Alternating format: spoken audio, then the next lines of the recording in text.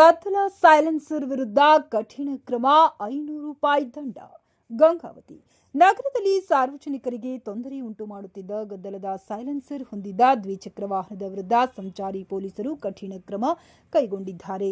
ಗಂಗಾವತಿ ನಗರ ಸಂಚಾರಿ ಠಾಣೆಯ ಪಿಎಸ್ಐ ಶಾರದಮ್ಮ ಅವರು UP 76B 6206 ಸಂಖ್ಯೆಯ ಯಮಹಾ ದ್ವಿಚಕ್ರ ವಾಹನವನ್ನು ವಶಕ್ಕೆ ಪಡೆದು ಅದರ ಅನಧಿಕೃತ ಸೈಲೆನ್ಸರ್ ಅನ್ನು ನಾಶಪಡಿಸಿದ್ದಾರೆ. ವಾಹನದಿಂದ ಅತಿಯಾದ ಶಬ್ದ ಹೊರಬರುತ್ತಿದ್ದು ಸಾರ್ವಜನಿಕರಿಗೆ ಅಸೌಕರ್ಯ ಉಂಟಾಗುತ್ತಿದ್ದ ಹಿನ್ನೆಲೆಯಲ್ಲಿ ಈ ಕ್ರಮ ಕೈಗೊಳ್ಳಲಾಗಿದೆ. ಇದಕ್ಕೆ ಸಂಬಂಧಿಸಿದಂತೆ ವಾಹನದ ಮಾಲೀಕರಿಗೆ 500 ರೂಪಾಯಿ ದಂಡ ವಿಧಿಸಲಾಗಿದೆ. ಮುಂದಿನ ದಿನಗಳಲ್ಲಿ ಇದೇ ರೀತಿಯ ತಪ್ಪು ಮರುಕಳಿಸಿದರೆ ವಾಹನವನ್ನ ಸೀಸ್ ಮಾಡುವುದಾಗಿ ಪಿಎಸ್ಐ ಶಾರದಮ್ಮ ಅವರು ಕಠಿಣ ಎಚ್ಚರಿಕೆ ನೀಡಿದ್ದಾರೆ. ನಗರದಲ್ಲಿ ಶಾಂತಿ ಮತ್ತು ಸಾರ್ವಜನಿಕರ ಸುಖ ಶಾಂತಿಯನ್ನ ಕಾಪಾಡುವ ಉದ್ದೇಶದಿಂದ ಸಂಚಾರಿ ಪೊಲೀಸರು ಇಂತಹ ವಿಶೇಷ ಕಾರ್ಯಾಚರಣೆಗಳನ್ನು ಮುಂದುವರಿಸಲಿದ್ದಾರೆ ಎಂದು ತಿಳಿದು ಬಂದಿದೆ.